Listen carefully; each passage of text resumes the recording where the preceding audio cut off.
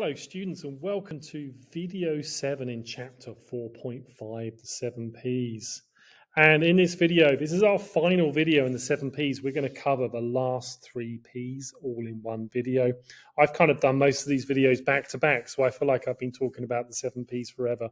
But it just emphasizes the point that it's probably the most important chapter in the whole syllabus. Well, certainly one of the most important. There's a lot of content in here. So with that, let's get going. So we're going to cover people, processes, and physical evidence. And then we've got this appropriate marketing mixes at the end. So we're going to go through this fairly quickly. So the first thing is people, which is in the syllabus, the importance of employee-customer relations in marketing and service, and cultural variations in these relationships. So basically, in summary, this is how employees interact with customers. So this is how staff and managers interact with customers. Now, the syllabus talks about marketing of a service, but I think we can also talk about this in the context of marketing a good.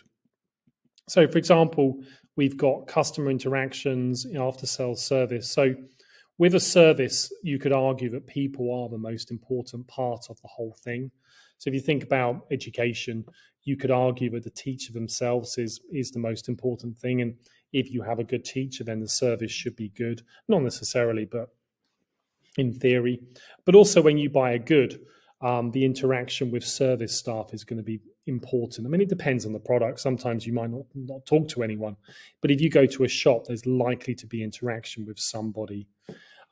Also, you've got after-sales service. So if your product breaks, then you can go back and replace it. What is that experience like? How helpful are they?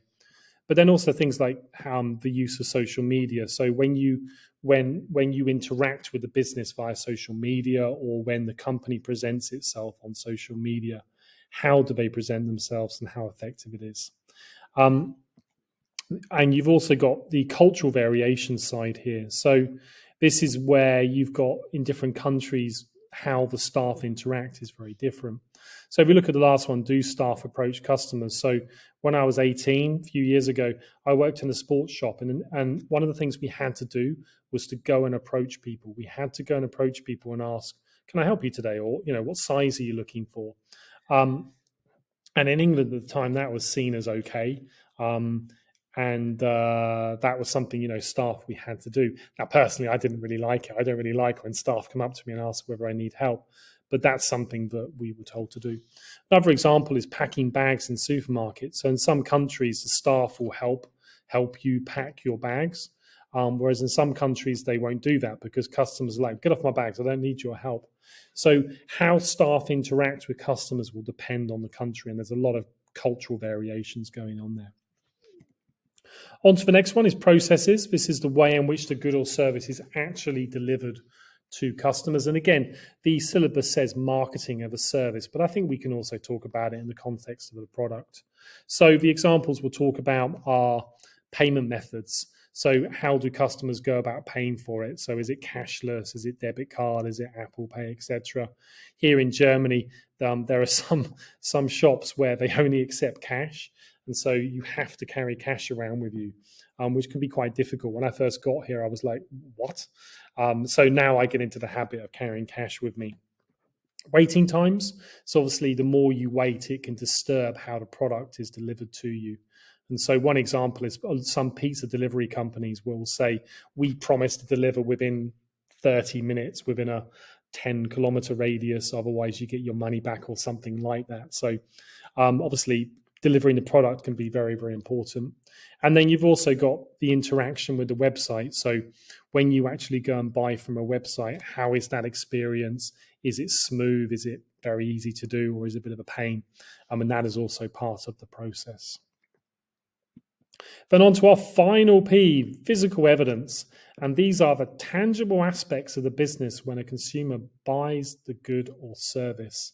And the way I like to think about this is the senses.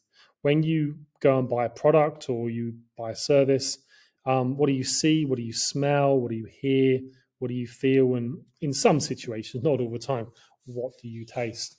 So if I give you some examples, when you go into a supermarket, the supermarket experience is chosen very, very carefully to try and maximize how much money you get. So What do you see? Hopefully lots of bright colors. You want to see fruit and vegetables which look fresh.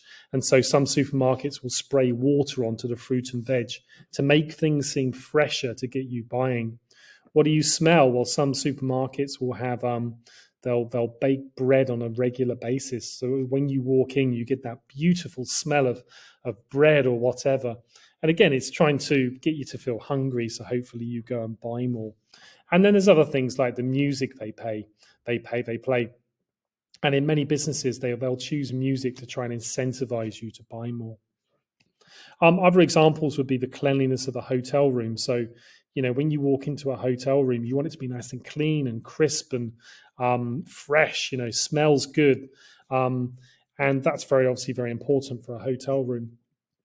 And for a school, when you walk into a classroom, you want it to be tidy, you want it to be well organized, projectors, you want the sports fields to be there, to be well organized. And things like the smell of burgers on game day. So my classroom, where I am at school, when there's a game, normally on a Friday afternoon, they make burgers. And my classroom seems to have a direct access to that smell. So you get that smell on a Friday afternoon. And yeah, there we go. So the final thing is appropriate market mix for a particular product or business.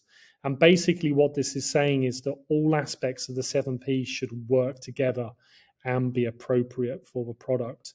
And if one aspect of the 7Ps is not right, then it can kind of ruin everything. So we look at this example here. This is a bit silly, but go with it. So the product is luxury watches. We're using a premium pricing strategy. We're using TV ads, which is above the line. And we sell in exclusive retail stores. So this is looking good. Or, so far, all of these are working together and they're appropriate for luxury watches. The people, we have exceptional customer service. We accept all payment methods. So far, everything looks good. But then in our watch stores, we have the smell of fresh bread. Now, again, this is a pretty stupid example, but the point here is that if we don't get everything working together, then it can ruin the whole experience. So the physical evidence here, this clearly wouldn't be appropriate. I don't think it would be appropriate. And a final comment is they did an experiment with these. This is a chocolate strawberry. And they did an experiment at a mall where they sold these at a very, very cheap price. And they found that not many people bought them. But when they pushed the price up to a more premium pricing strategy, the number of people who bought the strawberries actually increased, which doesn't make sense economically. Normally, as the price goes up, less people bought it. But what they found was that people thought that strawberries on chocolate is more of like a premium product. And so when they sold them for a cheap price, people thought, well, why are they so cheap? Surely they should be more expensive. And so it's a good example of where the 7P marketing mix wasn't working. So that is all of that covered. And we are now finally done with the 7Ps. I'll see you in the next chapter.